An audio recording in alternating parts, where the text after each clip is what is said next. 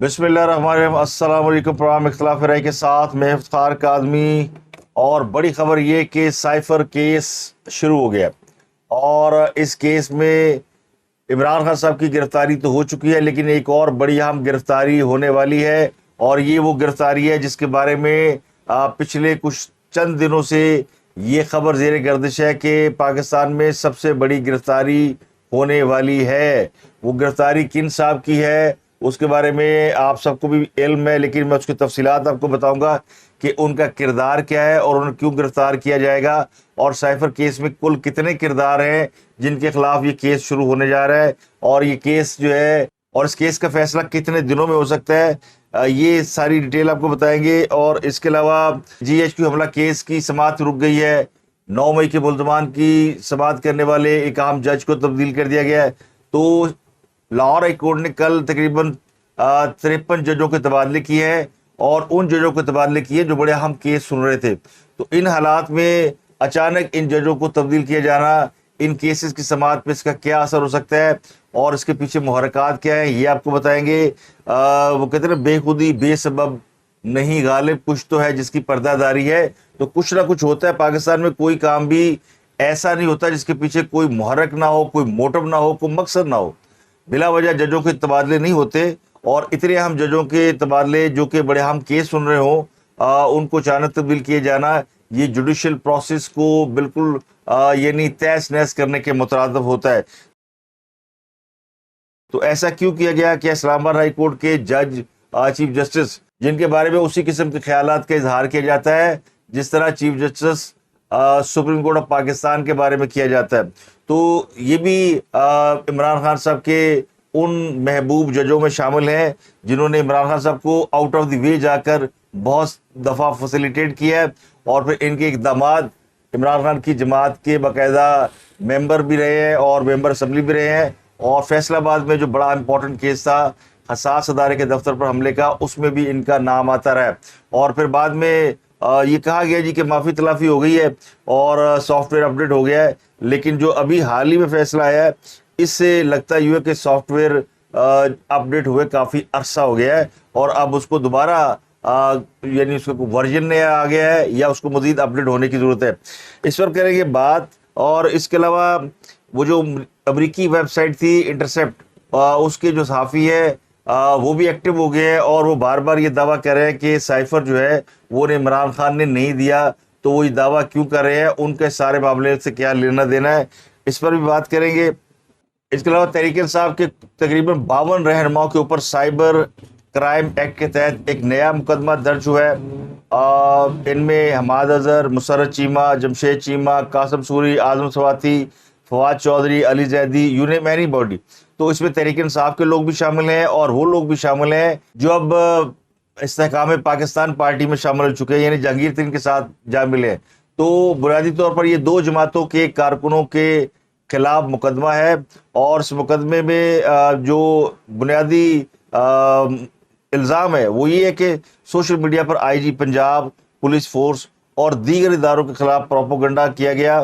तो इन सब के खिलाफ जो है वो साइबर क्राइम एक्ट के तहत मुकदमा CIA अफसर की मुद्दत में दर्ज कराया गया है।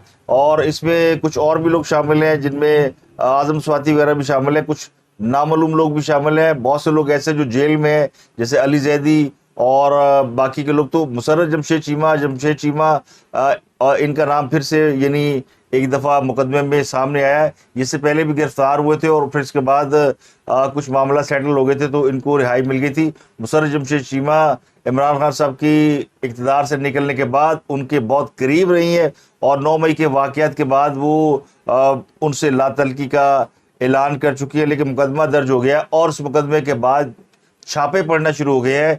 कल रात कासम सूरी के घर पर छापा मारा गया, कोयटा में उनकी रिहाइशगाह पर, और इसमें कासम सूरी ने खुद ट्वीट किया और ट्वीट करके बताया कि बलूचिस्तान पुलिस की भारी नफरी ने रात गए नामालूम अफराद के हमरा उनके घर पर छापा मारा और दीवारें फांद कर अंदर घुस गए। और वो कहते हैं जी मैं तो घर पे हूँ ही नहीं, जाहिर है उन्हें छापों का खदशा है, उन्हें पता है वो गिरफ्तार कर लिए जाएंगे।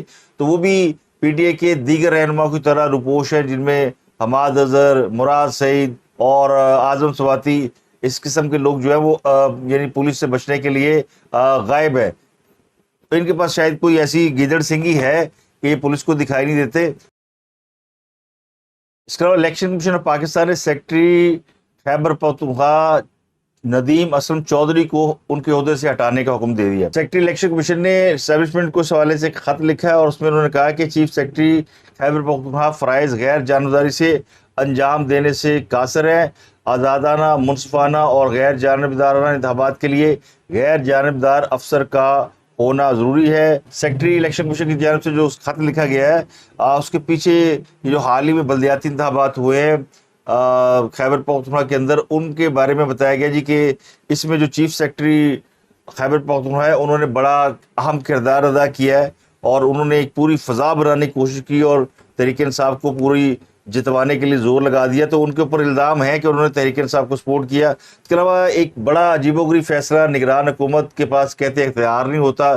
اگر بجلی کے بلوں کی بات کریں تو وہ کہتے ہیں جی ہم تو نگران ہیں، ہمارے پاس کوئی اختیار نہیں ہے. لیکن ایک اختیار کا انہوں نے استعمال کر لیا ہے اور اس کی باقاعدہ کابینہ سے منظوری بھی لے لی ہے، اور وہ یہ ہے کہ چیئرمین نادرا وہ حاضر سربت فوجی افسر کو لگایا جا سکتا ہے. اب چیئرمین نادرا بڑا امپورٹنٹ عہدہ ہے اور اس پر طارق ملک صاحب تھے، پھر ان کی جگہ پہ ان کے جو نائب تھے طارق ملک کو ہٹا دیا گیا کسی وجہ سے، اور آپ کو پتہ ان کا تحقیقات چل رہی ہے، ان کو باہر جانے سے بھی روک دیا گیا تھا. ان کی جگہ پر جو ڈپٹی چیئرمین تھے ان کو چیئرمین بنایا گیا لیکن وہ بھی انٹرسٹڈ نہیں ہے. تو اب ایک نیا چیئرمین جو ہے وہ حاضر سربت فوجی کو لگانے کا فیصلہ کیا گیا ہے، اور شاید یہی وہ وجہ تھی کہ کل یہ بھی اناؤنسمنٹ سامنے آئی کہ نگران حکومت کے فیصلوں کے ساتھ ہم کھڑے ہیں. تو یہ آپ کو پتہ ہے کہ یہ اناؤنسمنٹ کس طرف سے آئی تھی، تو نگران حکومت نے کم از کم اس حوالے تو فیصلہ جاری کیا ہے، لیکن مہنگائی، بجلی، اس کے اوپر نگران حکومت نے ہاتھ کھڑے کیے ہوئے ہیں. اور نگران حکومت کے اوپر بھی اب تنقید ظاہر ہے. یہ پاکستان میں جو امپورٹنٹ کام ہوتا ہے، حکومت کے دو کام ہوتے ہیں.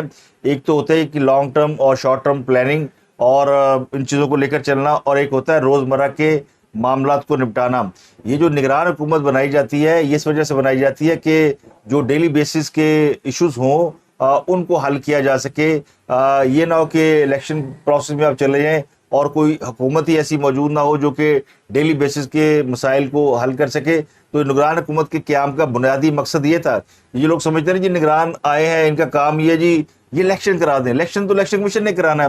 نگران حکومت اور منسٹرز کو تعینات کرنے کا مقصد یہ ہے کہ کوئی بھی شعبہ سربراہ سے خالی نہ رہے اور کوئی بھی ٹیبل ایسی نہ ہو جس کے دوسری طرف کوئی آپ کی بات سننے والا موجود نہ ہو. تو نگران حکومت کا بیسک بنیادی کانسیپٹ یہ ہوتا ہے. اب جو ڈیلی ایشوز پاکستان میں آ رہے ہیں وہ آپ کے سامنے، بجلی کے بے تحاشا بل آئے ہیں، ان سے کیسے نبڑنا ہے، یہ ان کے فرائض منصبی میں شامل ہے کہ یہ ڈیلیور کریں. یہ صرف سمجھ رہے کہ جن کو انہوں نے اپنے اپنے شعبے میں بڑی کارکردگی دکھائی. یہ ٹیکنوکریٹ کی حکومت، یہ کہا جا رہا تھا نا کہ یہ ٹیکنوکریٹ کی حکومت ہے، تو یہ کو ڈیلیور کر دے گی اور بڑا کمال کر دے گی.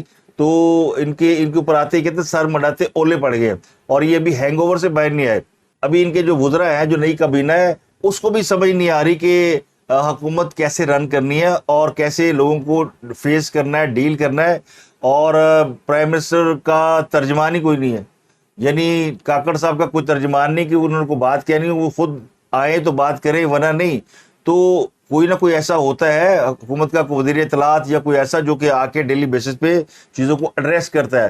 تو اس میں جو ہے ابھی تک نگران حکومت لیک کر رہی ہے اور ان کے پاس نہ بجلی کے مسائل پہ کوئی واضح بات کرنے کے لیے موجود ہے. کل بھی اجلاس ہوا، اس سے پہلے بھی ہوا، لیکن کوئی بات قوم کے پلے نہیں پڑ رہی کہ یہ کیا کر سکتے ہیں. کوئی ایک ایشو تھوڑی ہوتا ہے، صرف بجلی کا ایشو تھوڑی ہے. مہنگائی ہے، اب کہیں پہ دودھ دہی کی قیمتیں بڑھ رہی ہے، کہیں پہ روٹی کی بڑھ رہی ہے. اب لاہور کی ضلعی حکومت نے تو باقاعدہ دودھ دہی اور روٹی کی قیمت میں اضافے کا نوٹیفکیشن جاری کر دیا، اور دودھ کی سرکاری قیمت میں 20 روپے کلو، دہی کی قیمت 15 روپے کلو، روٹی کی قیمت میں 3 روپے اضافہ کر دیا. تو اب دودھ کی سرکاری قیمت 160 روپے کلو مقرر کی گئی ہے، بازار میں دودھ 200-220 روپے کا مل رہا ہے، اور دہی کی قیمت 180 ہے، اور دہی بھی 200 سے زیادہ کم نہیں ملتا. اور روٹی کی قیمت تندور پر آلریڈی 20 ہے تو انہوں نے 18 کر دی ہے. تو یہ ایک طرف یہ ہو رہا ہے، اور کوئی یعنی کسی کو پتہ ہی نہیں کہ روزمرہ کے مسائل کیسے نپٹانے ہیں. تو تاثر یہ ابھرتا جا رہا ہے کہ نگران حکومت میں جن لوگوں کو لایا گیا ہے وہ ڈلیور کرنے میں ناکام ہیں یا ان کو ان کاموں کے اوپر بات کرنے کی اجازت نہیں، ان کے ہاتھ پاؤں باندھ دیے گئے ہیں۔ لیکن چونکہ لوگ سمجھتے ہیں کہ بجلی کا بہت بڑا ایشو ہے اور عمران خان صاحب کی سزاؤں سے بڑا ایشو ہے، عمران خان صاحب کو کیفر کردار تک پہنچانے سے بڑا ایشو ہے، لیکن ایک طبقہ ایسا ہے جو سمجھتا ہے کہ نہیں، جب تک عمران خان کو پھانسی نہیں ہو جائے گی اور پھر وہ تمام کردار جنہوں نے 2018 کے الیکشن میں منفی کردار ادا کیا، جنہوں نے چلتی ہوئی حکومت کی میں رخنا ڈالا، ان سب کو جب تک پھانسیاں نہیں ہو جائیں گی، جب تک ان کو سزائیں نہیں ہوں گی، یہ ملک نہیں ٹھیک ہو سکتا۔ تو ہر ایک کا ملک کو ٹھیک کرنے کا اپنا ایک پوائنٹ آف ویو ہے کہ جی فلانا کام ہو جائے تو ملک ٹھیک ہو جائے گا، لیکن وہ کام ہو بھی جائے تو ملک کے ٹھیک ہونے کی کوئی صورت نظر نہیں آتی، کیونکہ اس کے لیے آپ کو ٹھوس پلاننگ اور نیت اور ایک مستقل مزاجی کی ضرورت ہوتی ہے، جو پاکستان میں بدقسمتی سے نہیں ہے۔ نہ حکومتوں کو اپنی مدت پوری کرنے کی مہلت ملتی ہے، نہ موقع ملتا ہے، نہ انہیں دیا جاتا ہے، نہ وہ کوئی ایسا کام کرتے ہیں کہ وہ اپنی مدت مکمل کر سکیں۔ تو کوئی نہ کوئی ایسا سسٹم چلتا رہتا ہے جس کی وجہ سے جو سٹیبلٹی ہے وہ نہیں آتی، اور عدم استحکام کی وجہ سے ڈالر جو ہے وہ اس وقت مارکیٹ میں وہ 350 روپے سے اوپر نکل گیا ہوا ہے۔ انٹر بینک میں 303 ہے، لیکن اوپن مارکیٹ میں کوئی 315 320 کا بک رہا ہے، اور یہ ہیوج ڈفرنس ہے۔ جبکہ اصولی طور پر جو آئی ایم ایف کے ساتھ کانٹریکٹ ہے اس کے مطابق جو انٹر بینک میں قیمت ہے، جو اوپن مارکیٹ میں قیمت ہوگی، اس سے 3-4 روپے کا فرق ہونا چاہیے۔ مثلا انٹر بینک میں اگر 303 ہے تو اوپن مارکیٹ میں 307 کا ہونا چاہیے، لیکن اوپن مارکیٹ میں یہ کوئی 350 کا اور 320 کا بک رہا ہے، اور اگر اوپن مارکیٹ میں 320 کا ہے تو پھر انٹر بینک میں اس کو 316 کا ہونا چاہیے، 315 کا ہونا چاہیے۔ تو اتنے ہاتھ پاؤں ہمارے بندھے ہوئے ہیں۔ اب آ جاتے ہیں سائفر کیس کے حوالے سے، اس میں کچھ پردہ نشینوں کے نام آتے ہیں۔ تو اب سوال یہ کہ عمران خان صاحب کی سائفر سے متعلق کیس کی سماعت اٹک جیل میں کیوں ہو رہی ہے، وہاں کیوں نہیں ہو رہی جہاں عدالت بنی ہوئی ہے؟ تو اس کی بنیادی وجہ جو بتائی گئی ہے وزارت قانون کی جانب سے، انہوں نے کہا جی کہ سیکورٹی خدشات ہے۔ عمران خان صاحب کو اٹک جیل سے لے کر آنا، انہیں سیکورٹی پرووائڈ کرنا، باہر سماعت کرنا، پھر وہاں کارکنوں کا ہجوم، جمگٹا، تو یہ ساری چیزیں ظاہر ہے عمران خان صاحب خود اپنے حوالے سے بہت زیادہ خدشات کا اظہار کر چکے ہیں کہ ان کو سیکورٹی کے بہت خدشات ہیں۔ اور پچھلے کچھ 8-10 مہینے یا اس سے بھی زیادہ ہوں گے، عمران خان صاحب جب بھی کسی عدالت میں پیش ہوتے تھے تو انہوں نے اپنے اوپر ایک وہ بالٹی پہنی ہوتی تھی، اور ان کے ارد گرد کو 25-30 لوگ وہ بلٹ پروف شیلڈز لے کر کھڑے ہوتے تھے۔ تو عمران خان صاحب کو جیل میں جانے کا جو سب سے بڑا فائدہ یہ ہوا ہے، ان کی سیکورٹی کے جو خطرات تھے وہ بہت کم ہو گئے ہیں۔ تو ان کی جو جان کو خدشات تھے کہ جی مجھے مار دیا جائے گا اور مجھے قتل کر دیا جائے گا، تو کم از کم ان کو جیل سے باہر تو جو حالات تھے وہ جیل میں پیش نہیں آ رہے۔ جیل میں ان کی پوری سیکورٹی ہے، اور ان کو ایکسٹرا سیکورٹی دی گئی ہے۔ جتنی سیکورٹی ان کی بنی گالا اور زمان پارک میں تھی اتنی سیکورٹی دی گئی ہے۔ دوسرا ایک اور دیکھیں کتنا زبردست چینج آیا کہ جب عمران خان صاحب کو گرفتار کیا گیا تھا تو پی ٹی آئی جو ہے وہ پوری دنیا میں خط لکھ رہی تھی، عمران خان کے ساتھ ظلم ہو رہا ہے، اس کو کھانا نہیں مل رہا ہے، اس کو مچھر کاٹ رہے ہیں، رات بھر اس کو تتلیاں ستاتی ہیں، ان کو پڑھنے کے لیے کوئی کتاب نہیں دی جاتی، ان کے پاس میٹرس نہیں ہے، ان کا واش روم اچھا نہیں ہے۔ تو اب وہ کہانی بدل چکی ہے، وہ پورا کانسیپٹ ہی چینج ہوا ہے۔ جیسے بلیک اینڈ وائٹ سے اچانک آپ کا ٹی وی کلر ہو جائے، یا جب کلر ٹی وی ہوا تھا تو لوگ پریشان ہو گئے تھے کہ یہ کیا دنیا بدل گئی ہے۔ تو بالکل ایسے ہی عمران خان صاحب کی دنیا بدل گئی ہے۔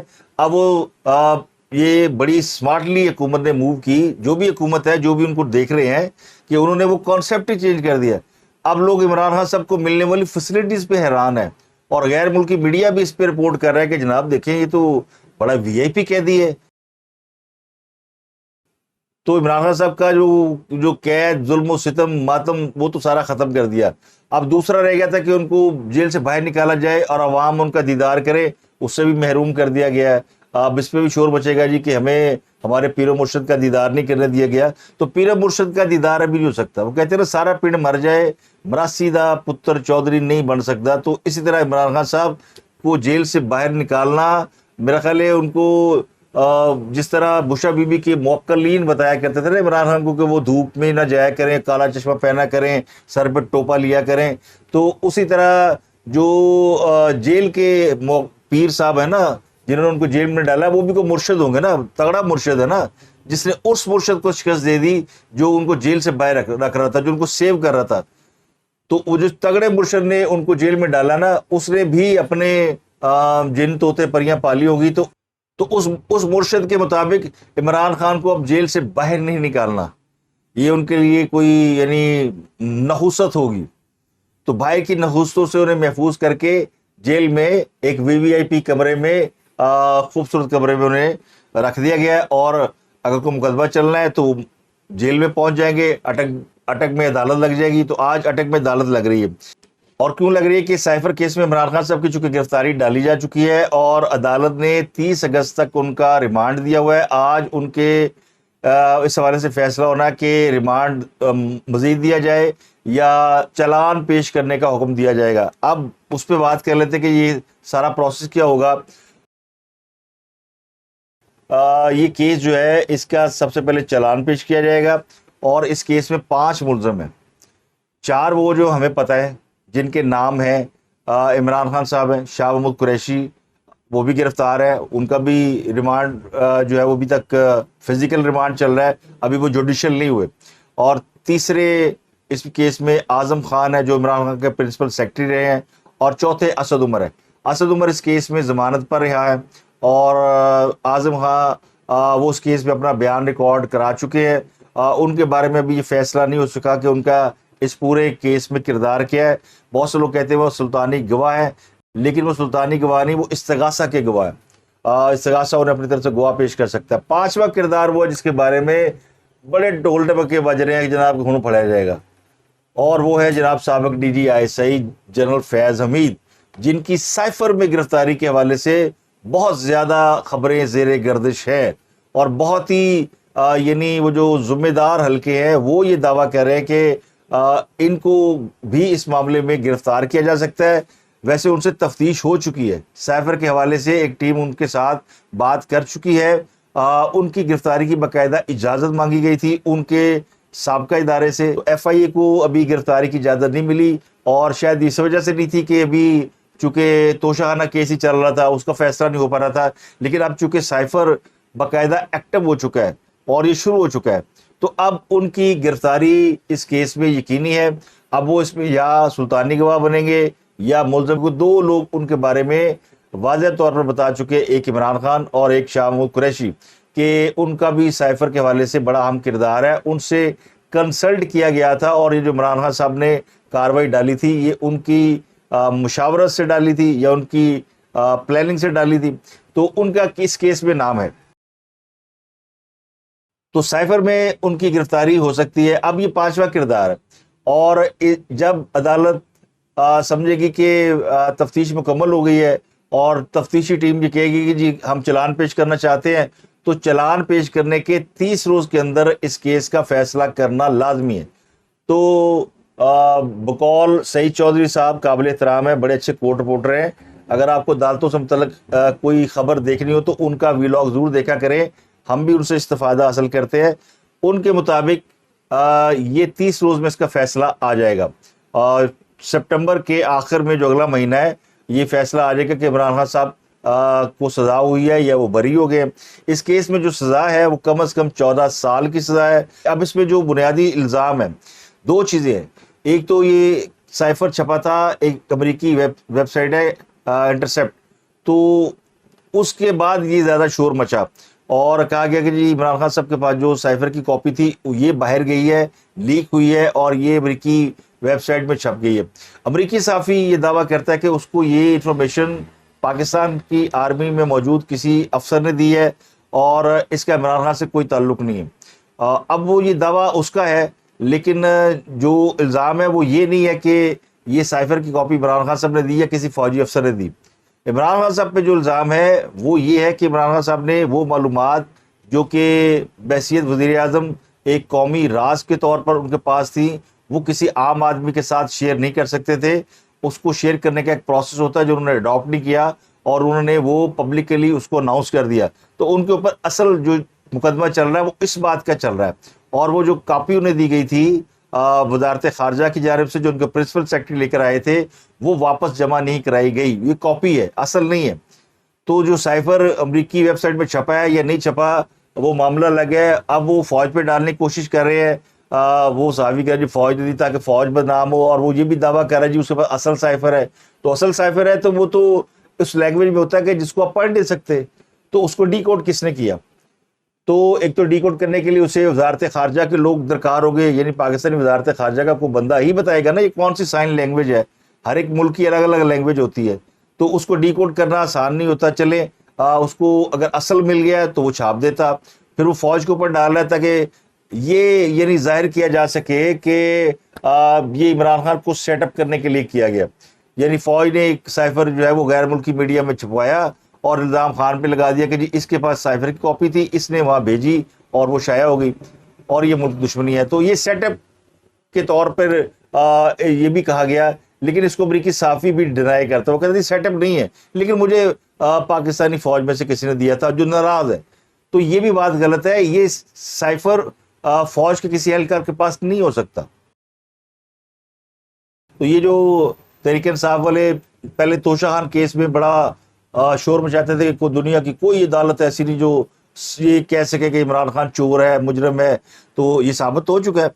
ابھی توشہ خانہ کیس میں عمران خان کی سزا معطل ہوئی ہے، ختم نہیں ہوئی، ان کو ضمانت دی گئی ہے، سزا موجود ہے، جرم موجود ہے کہ انہوں نے کیا ہے. عمران خان ابھی سزا یافتہ ہے، ان کی سزا ختم نہیں ہوئی، تو وہ بھی پارٹی کے سربراہ نہیں رہے. بہرحال یہ ابھی پارٹی سربراہ کا کویشچن ابھی بڑی دور ہے، کیونکہ ابھی تو دلی دورس ابھی بڑے ان کے اوپر کیس چلنے ہیں. اگلی خبر جو میں نے آپ کو بتانی ہے وہ ATC کے جج اعجاز بٹر، یہ 9 مئی کے واقعات سن رہے تھے. ان کو chief justice Lahore high court نے تبدیل کر دیا. نہ صرف ان کو تبدیل کیا بلکہ انہوں نے GHQ حملہ سمیت کئی مقدمات میں سماعت کرنے والے 53 ججوں کا تبادلہ کیا. تو کئی کیسوں کی سماعت رک گئی ہے، اب یہ سارے کیس رک گئے. GHQ حملہ کیس، 9 مئی کے واقعات کا کیس، ایک نوٹیفیکیشن جاری کیا گیا ہے اور اس میں جو پنڈی سے جج تبدیل کیے گئے ہیں ان تمام کو OCD بنا دیا گیا. اب یہ جج کہاں سے تبدیل کیے گئے ہیں؟ نیب، ارشاد دہشت گردی عدالت، اسپیشل جج سینٹرل، ارشاد اینٹی کرپشن راولپنڈی، یہ سب بدل دیے گئے ہیں. پنڈی میں GHQ حملہ کیس کی سماعت ہو رہی تھی، حساس ادارے کے دفتر پہ حملے کی جو آپ پارا وغیرہ میں ہوا اس کی سماعت ہو رہی تھی، ان سب کی سماعت رک گئی ہے. جناح ہاؤس حملہ کیس، لاہور کا جو کور کمانڈر ہاؤس تھا، اس میں جو جج تبدیل کیے گئے ہیں اعجاز بٹر، یہ وہ جج ہے جنہوں نے پچھلے دنوں عمران خان صاحب کی 9 مئی کے واقعات میں ان کو شامل تفتیش کرنے کی اجازت دی تھی اور ان کی گرفتاری کے آرڈر دیے تھے. ان جج صاحب کو تبدیل کر دیا گیا. ان کے سامنے 9 مئی کے واقعات کے بہت سے کیسز لگے ہوئے ہیں اور ان کی وہ سماعت کر رہے تھے. اب یہ کیسز کی سماعت رک گئی ہے، لیکن اس سے ایک تھرتھلی مچ گئی ہے کہ جی بڑے بڑے جو کیسز تھے ان کی سماعت رک گئی ہے. اب جو نئے جج آئیں گے وہ نئے سرے سے یا تو بدے چھڑ دیں گے یا پھر انہوں ٹانگ دیں گے. تو دو ہی باتیں ہو سکتی ہیں نا، کہ کام تیز ہو جائے گا، پک جائے گا، کیونکہ پہلے کام ذرا سلو تھا. کیونکہ اب تک ایک اور امپورٹنٹ بات ہے کہ کسی بھی شخص کو جو کہ 9 مئی کے واقعے میں گرفتار ہوا ہو اس کا کوئی فیصلہ نہیں ہوا ابھی تک، یعنی کام لٹکا ہوا تھا. تو اب یا کام تیز ہو جائے گا یا کام ختم ہو جائے گا. تو یہ اب تک کی اپڈیٹ ہے. آپ سے ملاقات ہوگی اگلے ولاگ میں. اپنا گردنوا کے لوگوں کا بہت خیال رکھیے.